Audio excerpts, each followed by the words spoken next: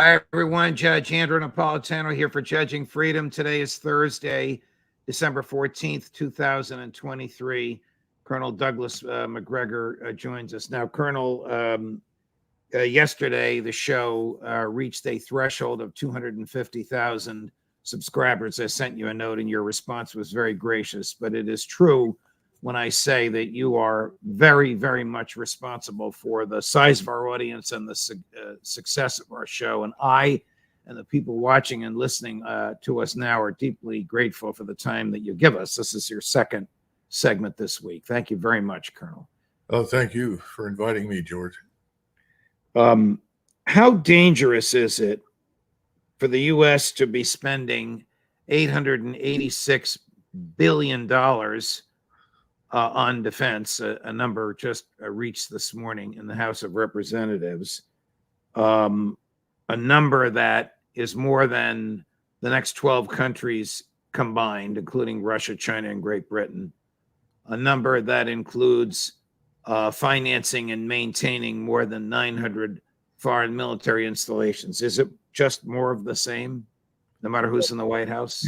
Oh, absolutely. It's a runaway train because it enriches too many people on the Hill and inside the Beltway. And as I think President Biden pointed out and others have, it also keeps various assembly lines operating, building things, some of which are useful and some of which we don't need. But the point is that it is deeply embedded in the Washington community. And so there's not going to be any change until we are broke. I don't think that's that far off. I think Nassim Taleb and others have pointed that out.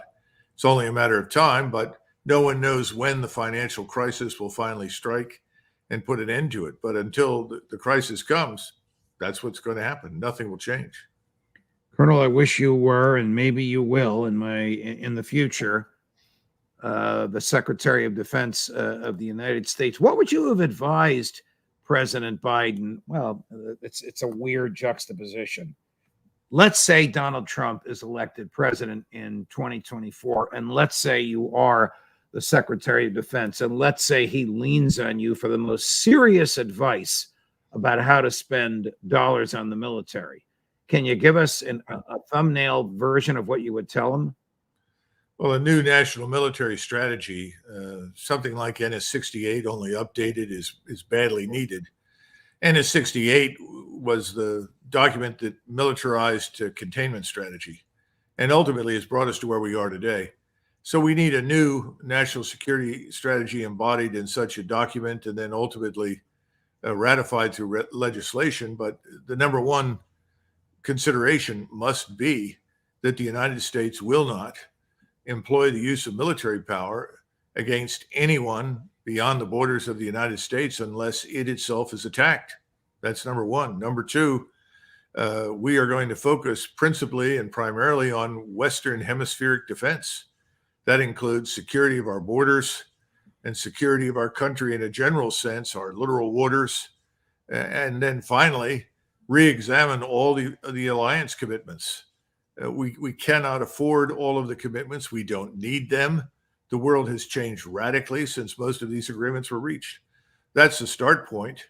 And then when you move into the military itself, you've got to dramatically downsize all these regional unified commands, reducing their numbers. You've got to reduce and consolidate the so-called functional commands into a larger but smaller in the sense of command and control setting. All of these things need to be done. And you would go from 44 four-star generals down to roughly 10 or 9. In other words, you have to size the national defense establishment in a way that is both consistent with our fiscal needs and re-examine what we call national security. Right now, national security means global military dominance by the United States and its armed forces. We really need to get out of that business. It's not necessary. In fact, it creates more trouble than it's worth. Colonel, should we be fighting as we are in Africa and in Syria? No. I mean, first of all, Africa, for anybody who's been there, I have, the last thing Africans need are more people with guns walking through the neighborhood. There are a lot of problems in Africa. We cannot solve them. When we intervene there to try and do so in any way, we end up looking like the French, the British, the Portuguese, the Spaniards, the Belgians, and the rest. We don't want to do that. We want to do business with everyone. We believe in a free market, but we're going to protect our markets. We're also going to protect our citizens. But we're not interested in regime change. We're not interested in imposing societal norms on people that don't want them and don't need them. We've got all of this has to change. And so the answer to Africa is absurd. No, let's stay out of Africa as much as possible. And then Syria, no one could tell me when I was in the building what we were doing there. Sitting on a very small area with a few drilling rigs and oil wells on the assumption that this was hurting Assad. That's nonsense. It's not our territory. And we're caught right now between the Turks, the Kurds, the Iranians, all of whom are at each other's throats over territory and dominion. Why? Why should we be there doing that? In fact, the Kurds that are interested in fighting with the Turks are actually a small group. We just need to get out. We need to get out of Iraq. We still have 5,000 plus troops on the ground and 12 or 13 bases. They're all sitting targets. What are they there for? To conceal the fact that we failed in Iraq, that we were an immense strategic disaster. We've created chaos. It all needs to go away, Judge. We're not needed. We're needed at home, and the troops are needed at home on our borders. Last question in this area. Should we stay in NATO? I think what we should tell the Europeans is something that I actually discussed previously. And I think the president, if he ends up returning to the White House, will consider this very carefully and simply tell the Europeans, ultimately, we don't live in Europe. You do. We're happy to support you where it makes sense to do so. But ultimately, you must defend yourselves. You must be your own first responders. That's number one. Number two, a European now needs to become the supreme commander of Allied Powers Europe. In other words, we've run the show in Europe literally since 1945. Militarily, this should be done by the Europeans. How they choose to do that is their affair. And simply go back to the original underlying tenets of the NATO alliance, which was not to attack people, not to project power outside of Europe, not to start wars, but to be purely defensive. But we've got to tell the Europeans, we're getting out. We're not going to be your first responder. It doesn't make sense. And we can't rapidly reinforce the way we did in the past. We can do so with some air and naval power, but not with ground forces. Colonel, the president has stated publicly that he wants $68 billion appropriated for Ukraine before the Congress goes home for Christmas. It does not appear as though that's going to happen, notwithstanding the full court press that the president and his people and President Zelensky waged earlier in the week. How much longer can Ukraine survive as a military entity attempting to resist the Russians as a government without United States aid? 30 days, and that's probably optimistic. Oof. Because as soon as it becomes clear that we're not staying, you'll see the same kind of situation unfold in Ukraine that you witnessed in Afghanistan, with all of the brave and courageous governmental leaders stashing as much cash as they can in their automobiles, in suitcases and bags, and either driving or flying out of the country.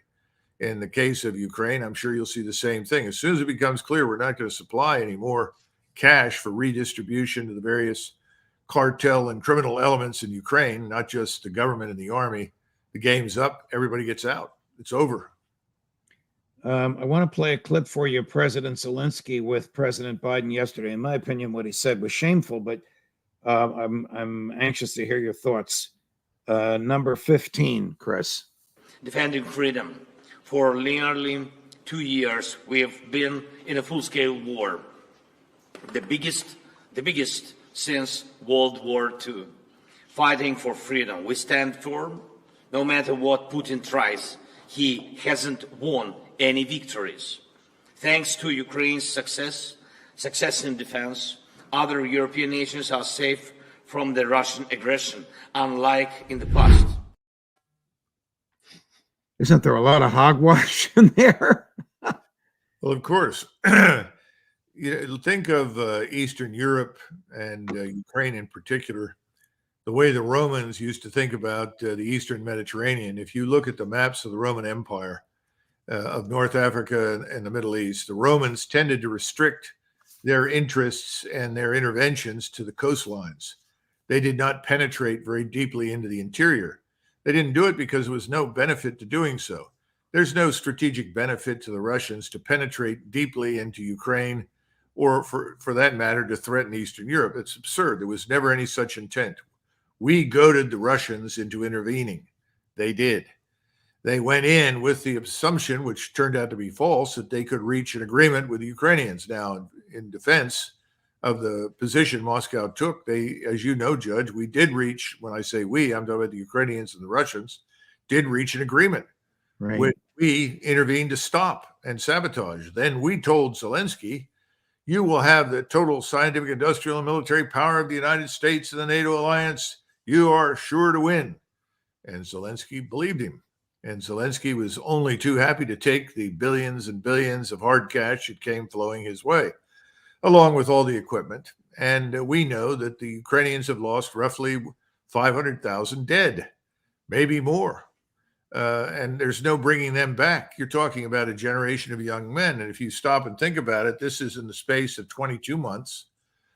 And in the space of 110 days during World War I, which is all that we fought for in 1918, we lost 110,000 dead.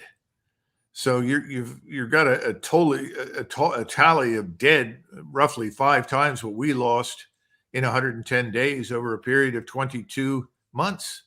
That's enough to destroy any country, especially a country the size of Ukraine, which was never the 40 million that it was supposed to be at the outset. And now it's down to what, 20 million, 19 million? Who knows? It's impossible to know, but millions have left.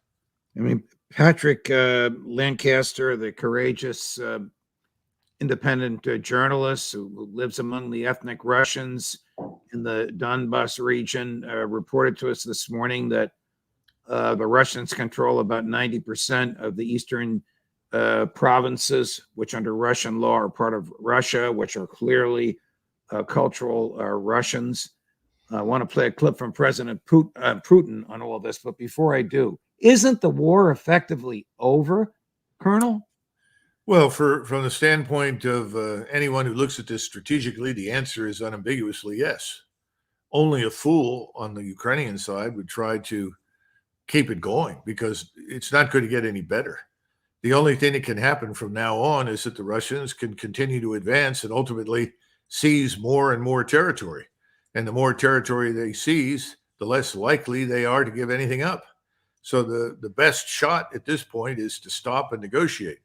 So the war, yeah, from a military standpoint, there's no chance of this turning around and improving under any circumstances for Ukraine. Let's watch cut 20. Chris? There will be peace when we achieve our goals. Now, let's get back to these goals. They don't change. Let me remind you of what we talked about the denazification of Ukraine, about demilitarization, about its neutral status. We will agree on demilitarization and agree on certain parameters. During the negotiations in Istanbul, we agreed on them, but then they simply threw these agreements into the oven. There are other possibilities, either to reach an agreement or to resolve it by force. This is what we will strive for. President Putin earlier today, and he does this every year right before Christmas. That's 2 or 3 hour. Can you imagine Joe Biden doing this without written answers for him to read? He does this for 2 or 3 hours every Christmas time. But he's remarkably consistent, is he not? Oh, absolutely. I would go one step further and ask you whether or not there is any leader in the Western world who, after delivering some prepared remarks for 20, 30 minutes, could then sit for almost 4 hours, answer questions, and demonstrate his command of all of the issues and the details, economic, military, political, without notes, without pausing for a second to look at anything, without turning and saying, by the way, come over here, tell me something. Impossible. The man is exceptionally intelligent, very competent, and I think from the very beginning has been straightforward and truthful. But of course, that's not what people want to say. No. It's not what the American government wants to hear. President Zelensky still has the pipe dream of NATO membership, and he articulated that as recently as this morning. Now, Chris, I don't know which number this is, but it's President Orban of Hungary. I want you to listen. There's another solid, intelligent, rational Western leader on what they're doing in Brussels, and is it realistic that they would consider NATO membership for Ukraine? Why we are here is not to make business. It's not about bargain. It's not about deal. We represent approaches and principles. So to give money to Ukraine is easy to do because in short term the money for Ukraine is already in the budget. So there is no any extra decision to give it in short term. In long term and the bigger sum of money, my position is that we should give it outside. But we are not under the pressure of the time because the bridging solution is already in the budget. Enlargement is not a theoretical issue. Enlargement is a merit-based, legally detailed process, which has preconditions. We have set up 7 preconditions, and even by the evaluation of the Commission, 3 out of the 7 is not fulfilled. So there is no reason to negotiate membership of Ukraine now, even not to negotiate. That's about as clear and crisp and rationally based as it could be. I'm sure President Zelensky has a different view. I don't know what the rest of NATO thinks. What do you think? President Orban knows the Russians. He experienced all of the various crises that occurred in the 1950s, 60s, 70s. He understands the mentality. He obviously understood what Gorbachev stood for, what he was interested in. He's visited there many times. When he speaks with this kind of understanding, and he knows that Ukraine as an entity could never be allowed to be transformed into a threat to Russia. And that is ultimately what Ukraine is all about. There is no requirement for Ukraine to join the North Atlantic Treaty Organization. There never was. I mean, frankly speaking, there was no requirement for the North Atlantic Treaty Organization to advance into Poland, Lithuania, Latvia, Estonia, Slovakia, Hungary, and Romania. Finland. And now Finland, which is just stupidity on stilts, especially the Finns. But, the bottom line is that he's simply telling you the truth. Everything he said is accurate. But I like the term principles and approaches. What are our principles that justify regime change, that justify war? It doesn't make any sense. There are no such principles in the West. This is about an elite class that revolves around Washington. It is connected across Washington and London and New York City. And this elite class has decided to wage war to destroy Russia for its own reasons that have nothing to do with the interests of Europeans and the people of the Western world. There's no requirement for it. There were no armies massing to attack anyone. But remember what President Putin said. He said, we will have our requirements met. In other words, we will attain our objectives. But if for some reason we cannot, we will settle them militarily. And what I've tried to tell people from the very beginning is Ukraine is as vital and essential strategically to Russia as southern Texas, Mexico, southern Arizona, southern New Mexico, southern California would be to us. Right. In other words, he's not going to budge on this. And if he has to move forces all the way to the west, he's got the time. He has the forces. NATO is not growing stronger. It's dead man walking. It too is on life support. Behind the scenes, everybody's saying, now what? Now what? Now what? And if you ask them, well, it's time for you to mobilize your armed forces and march east, they all look at you as though you've lost your mind. And they're right to do so. They're not going anywhere to fight. Neither are we. Switching gears before we close, do you sense a gap between President Biden and Prime Minister Netanyahu over the president's ability either to justify or be indifferent about the slaughter, the absolute slaughter going on in Gaza at the hands of the Israeli Defense Forces? I think Europeans look at President Biden and they see a living metaphor for what has happened to us as a nation. They see us as on a very steep decline. We no longer control our borders. We don't control immigration. We don't suppress criminality. The United States has become a society in free fall. We don't even know who we are. We don't have an identity. We stand by and watch as the federal government and its armed supporters and the civil populace deface monuments and tear down monuments, destroy our heritage, our culture, our history.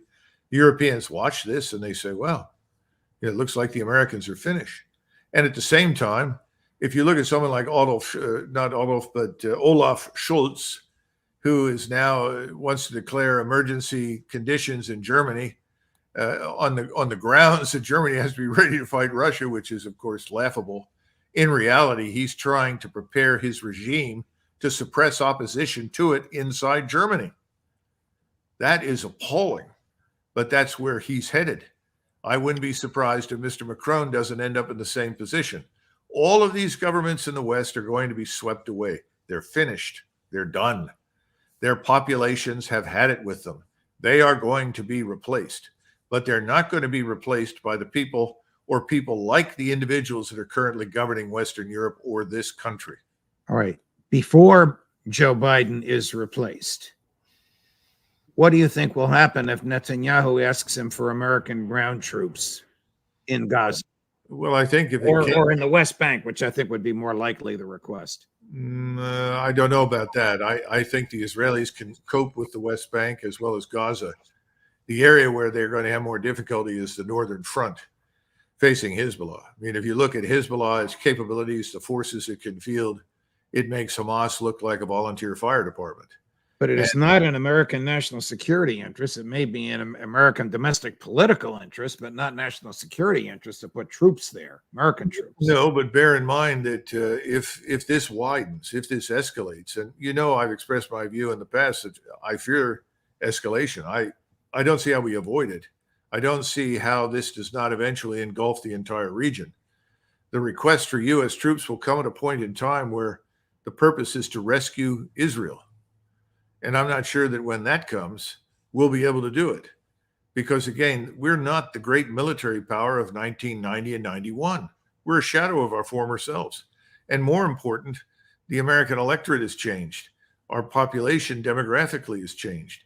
You can't rely on it to come to Israel's aid under those circumstances. That's why I think privately, Biden, Sullivan, Blinken, all of whom have been told to shut up and go home, have tried to say, look, this can't go on. But from Mr. Netanyahu's standpoint, he's in control of Congress, and he has the upper hand inside the White House itself, I suspect. And I would not be at all surprised if this does not go on all the way into the next year in Gaza. The question is, as this begins to wind down in Gaza, and there's nothing left and almost nobody left to live there, what happens in the rest of the region? And that's something that I think is going to surprise everyone, just as much as the Israelis were surprised by what happened on 7 October. And that, notwithstanding the questions about how that happened to begin with, and I myself continue to wonder about that.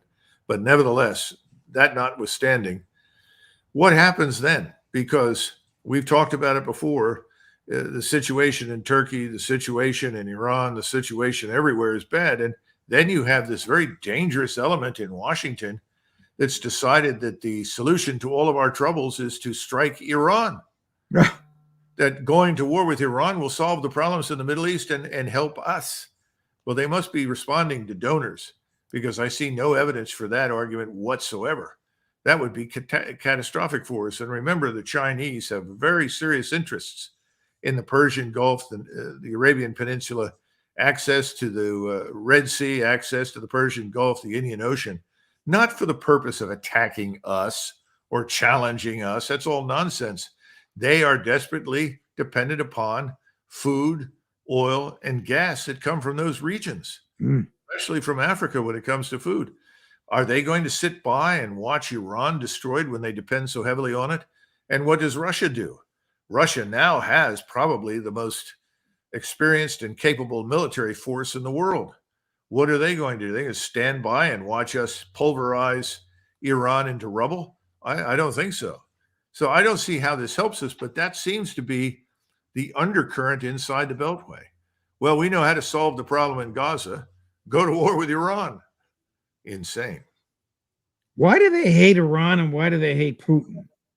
Is Uh. it just because they want to feed their masters in the military-industrial complex, unlike George Orwell's 1984? Remember Emmanuel Goldstein?